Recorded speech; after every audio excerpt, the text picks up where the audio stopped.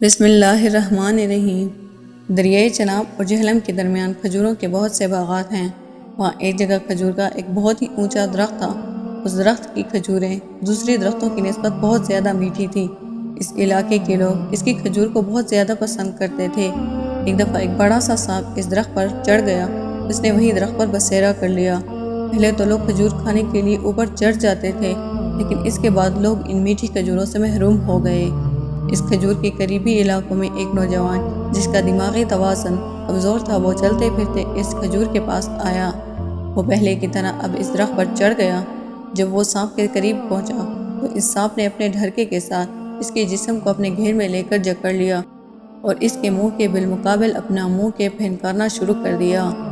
اب وہ نوجوان حیران پریشان، نیچے بھی نہیں اتر سکتا، اور اگر وہیں رہتا تو سانپ کے ڈسنے کا خطرہ تھا۔ اتنے میں ایک آدمی اس کھجور کے قریب سے گزرنے لگا تو اس کی نظر نوجوان پر پڑی۔ وہ دوڑتا ہوا اس نوجوان کے گھر گیا، اس کے بھائیوں کو سارا قصہ سنایا۔ وہ بندوق لے کر وہاں پہنچے۔ علاقے کے دوسرے لوگوں کو پتہ چل گیا تو وہ بھی وہاں پہنچ گئے۔ بندوق سے انہوں نے نشانہ باندھنا چاہا، مگر جس کی طرف بھی نشانہ باندھتے سانپ کے ساتھ وہ نوجوان بھی گولی کی زد میں دکھائی دیتا۔ کسی طرف بھی نشانہ باندھنا خطرے سے خالی نہ تھا۔ اس علاقے کا ایک فوجی چھٹی لے کر گھر آیا ہوا تھا۔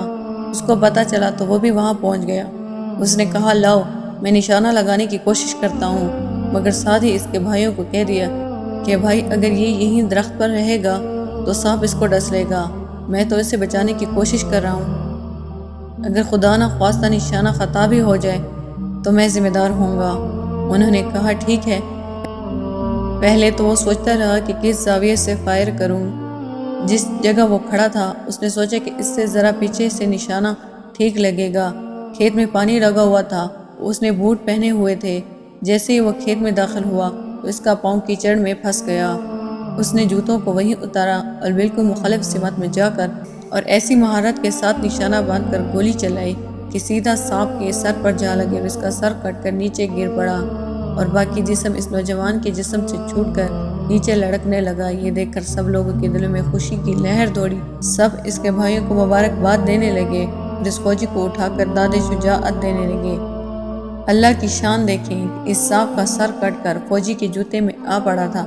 اس نے کسی سے کہا کہ میرا جوتا اٹھا کر لے آؤ۔ وہ جوتا اٹھانے گیا تو اسے جوتا نہ ملا۔ چنانچہ وہ فوجی خود اپنا جوتا اٹھانے گیا تو اس نے بے احتیاطی سے جوتوں میں پاؤں ڈال دیے۔ جیسے ہی اس نے جوتوں میں پاؤں ڈالے تو زہر اس کے پورے جسم میں سرایت کر گیا۔ وہ فوراً گر پڑا اور جان آفرین کے سپرد کر دی۔